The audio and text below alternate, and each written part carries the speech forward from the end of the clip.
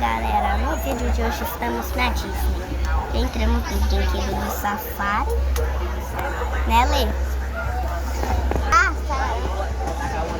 Entramos no brinquedo do safari. A Sunday song word in, a Sunday song that means thank you, and another word that we like to say. Today as we head through the Harambe Wildlife Reserve. Safety reminders though, we are going to head out here and at all times, keep your hands on your feet and legs inside of the truck. Alright, now we call it the Harambe Wildlife Reserve because Harambe is Swahili for come together. So we hope that during your time here today, you can come together with these animals to learn a little bit more about their ecosystems and ways that you can help them. Mission is the liberatory forest where animals usually rely on camouflage to protect themselves. Lightly colored antelope are going to be greater kudu when they have a much lighter color than a lot of the animals that live here, but they still use camouflage to protect themselves.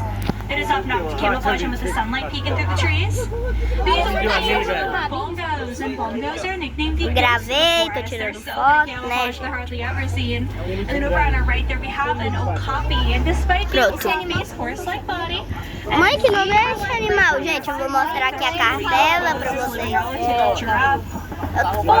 Não, minha mão é dura.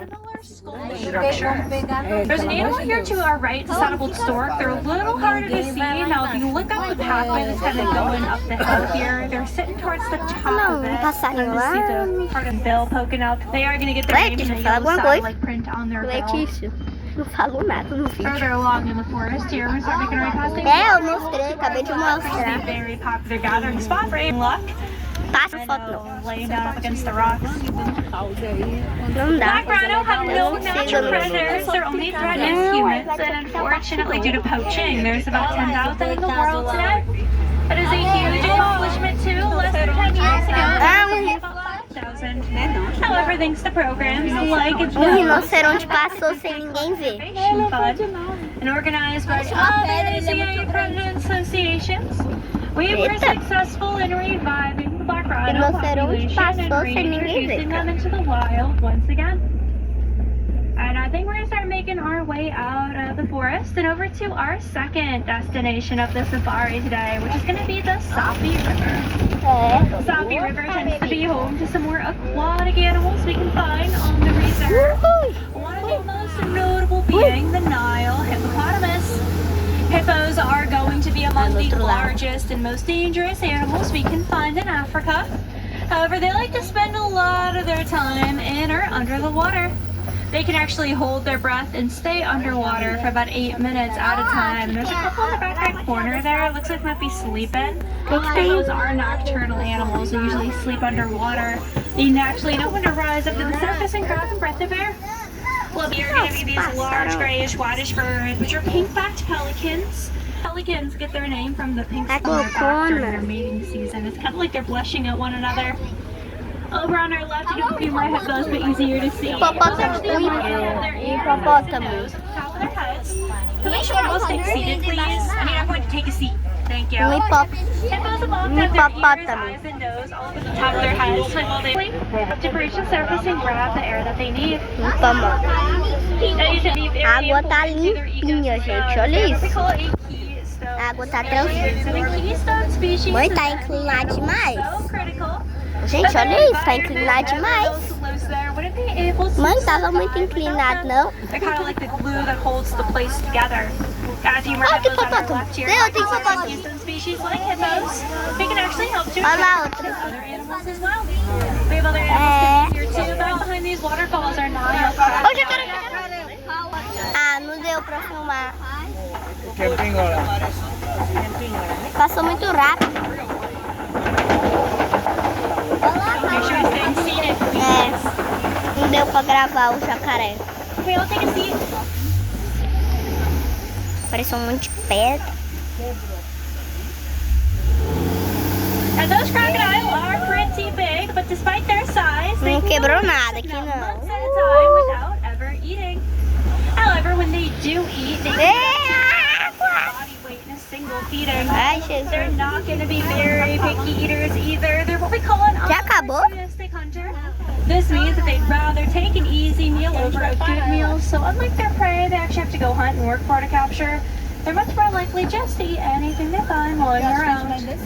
Alright, now we're heading over to the savannah right now, and I can always tell by the baobab tree to our right.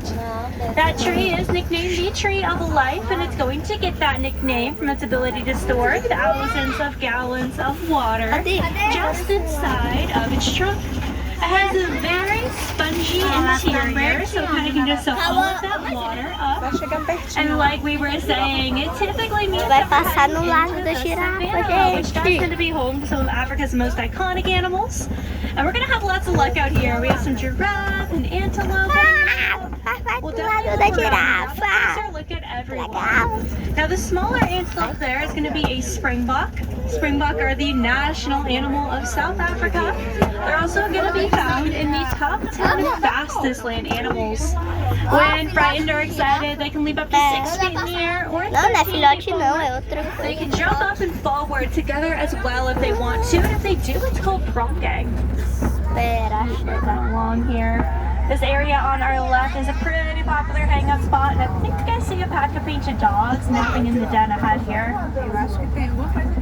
Now these guys aren't very territorial animals, they're actually pretty social. Typically we see them hang out in packs of 5 to even 15 dogs at a time.